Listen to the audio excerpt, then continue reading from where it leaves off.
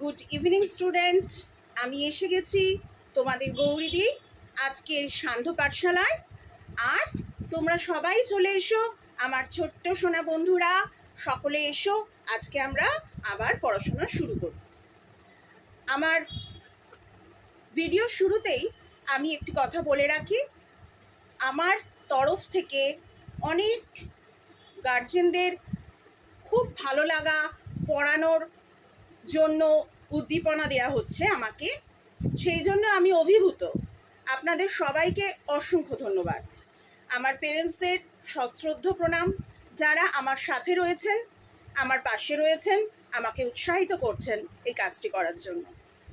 আপনাদের সকলকে ধন্যবাদ জানানোর সঙ্গে সঙ্গে আমি আরেকটিবার বলে দিতে চাই, আমার চ্যানেলটিকে সাবস্ক্রাইব করবেন আরও ভালো ভালো ভিডিও পেতে এবং ভালো ভালো বাংলা টপিক সম্পর্কে, বাংলা পড়াশোনা সম্পর্কে বিভিন্ন ক্লাসের জানার জন্য আমার ভিডিওটিকে সাবস্ক্রাইব করবেন, বেল বাটনটা টিপবেন এবং প্রচুর লাইক এবং শেয়ার করবেন বন্ধুরা।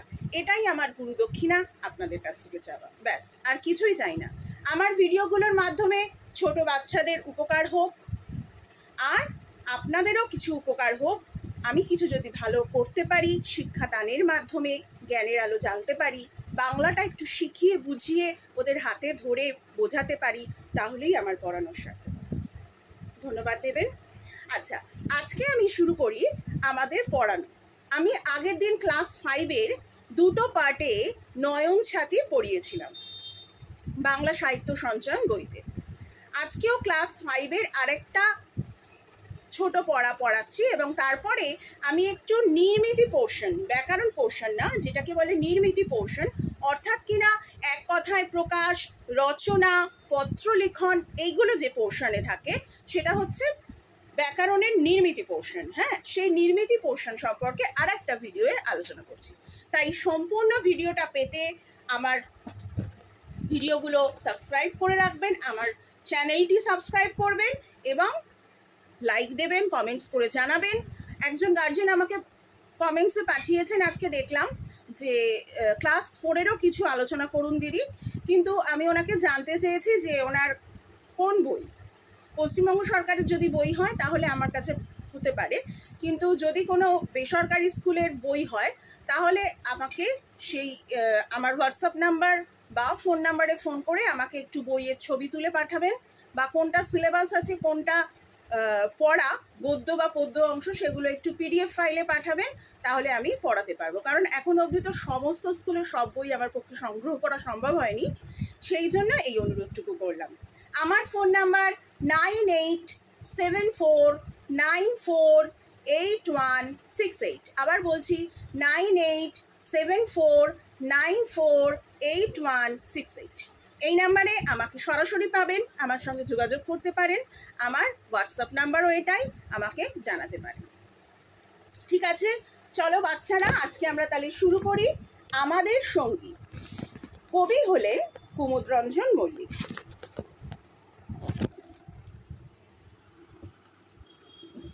আমাদের সঙ্গী, আমি কীরকম করে রিডিংটা পড়ছি সেইটা ভালো করে দেখবে এবং চেষ্টা করবে এইভাবেই পড়ার। আমার রেকর্ডিংটা বারবার শুনবে এবং চেষ্টা করবে এইভাবে পড়ার, তাহলে পড়াটা ভালো লাগবে, যে শ্রোতা তার শুনতে খুব ভালো লাগবে। হ্যাঁ, কুমুদরঞ্জন মল্লিক। গুটি ছয় পায়রা ও গুটি কত হাঁস রে, আমাদের ঘরে করে একসাথে বাস রে, আসে কাক এক ঝাঁক, করে খুব হাঁক ডাক, কোকিলের কনসার্ট শুনবি তো যাস রে,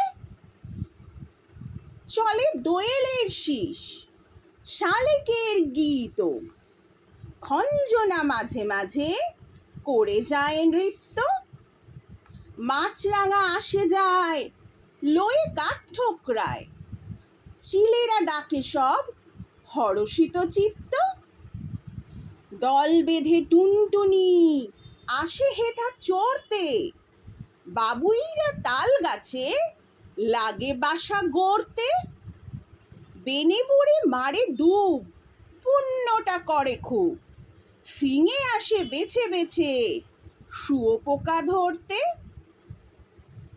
দেখো এইরকমভাবে গোটা কবিতাটা 3টে স্তবকে ভাগ আছে। হ্যাঁ, 3টে স্তবকের কিন্তু মূল বক্তব্য বিষয় একই। কবি কুমুদরঞ্জন মল্লিক এখানে বলতে চেয়েছেন ওনার বাড়ির চারপাশের যে প্রাকৃতিক পরিবেশ এবং প্রাকৃতিক যে অনুষঙ্গ, মানে পাখি, পশু, এই সমস্ত পশুর কথা এখানে উল্লেখ নেই, বিভিন্ন রকম পাখির কথা উল্লেখ রয়েছে। বোঝাই যাচ্ছে উনি খুব পশু পাখি প্রেমী, পশু পাখি খুবই ভালোবাসেন। বিভিন্ন পাখি যা কিনা আমাদের নিত্য সঙ্গী, আমাদের বাড়ির প্রত্যেকেরই বাড়ির চারপাশে এরা বিচরণ করে, কিন্তু আমরা তাদের অতটা আমল দিই না, তাই তো? কিন্তু সকালবেলা ভোরবেলা যখন সূর্য ওঠে, তোমরা ওঠো কি? যদি ওঠো তাহলে দেখবে এত সুন্দর লাগে, পাখির কলতান, কিচিরমিচির শব্দ, বিভিন্ন পাখির ডাক, বিশেষত বসন্তকাল হলে তো আরও ভালো, তাই না? যারা যে সমস্ত বন্ধুরা আমার গ্রামের দিকে থাকো, একটু মফস্বল শহরে থাকো, তারা বেশি শুনতে পাবে। আচ্ছা, তো শহরের দিকেও একেবারে শোনা যায় না তা না, সেটাও শোনা যায়। তাও দেখো এই সমস্ত পাখিদের সঙ্গে আমরা কিন্তু চিরপরিচিত, কিন্তু এদের নিয়ে যে কবিতা লেখা যায়, এদের নিয়েই যে একটা এত বড় সুন্দর কবিতা আমাদের জন্য রচনা করেছেন কুমুদরঞ্জন মল্লিক, একদম তোমাদের ছোটদের কথা চিন্তা করে এই কবিতা লেখা। গুটি 6 পায়রা, মানে 6টা পায়রা। গুটি 6, 6টা মানে একদম পারফেক্ট 6টা পায়রা যে তা না, গুটি 6 মানে সেখানে 6টাও হতে পারে, 7টাও হতে পারে, 8টাও হতে পারে, ব্যাস, এর বেশি আর নয়। মানে আমরা যেমন ধরো যদি বলি যে ওখানে কতগুলো পায়রা আছে, ধরো তুমি দূর থেকে যাচ্ছ, কতগুলো পায়রা বসে খাদ্যকণা খাচ্ছে, এবার তুমি তোমার অত গোনার সময় নেই, 1 2 3 4 করে, কিন্তু তুমি বলছো তাই এই কটা হবে, গুটি 6 হবে, এই আর কি, অ্যাপ্রক্স আমরা যেটাকে ইংরাজিতে বলি। গুটি 6 পায়রা ও গুটি কত হাঁস রে, হাঁসও গুটি কত, আমাদের ঘরে ঘরে একসাথে বাস রে, মানে কবির ঘরে একসাথে পোষা বাস করে কবির সাথে, কারা? গুটি 6 পায়রা ও গুটি কত হাঁস রে।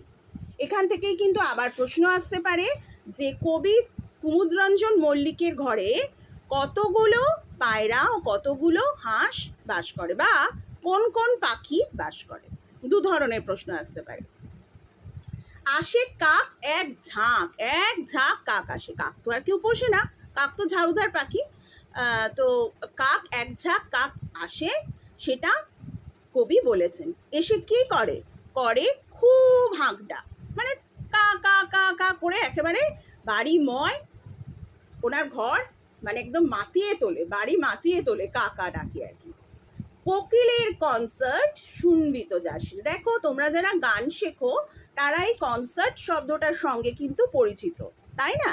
যারা গান শেখো বা নাচ শেখো, নাচের গানের এই সমস্ত প্রোগ্রামে যাও, তারা কনসার্ট শুনে থাকবে। শব্দটা একটা প্রোগ্রাম, বড় রকম প্রোগ্রামের যে আয়োজন করা হয়, সাংস্কৃতিক অনুষ্ঠান, নাচ গান সম্বলিত, সেটাকে কনসার্ট বলা হয়। কোকিলের কনসার্ট, কোকিল হচ্ছে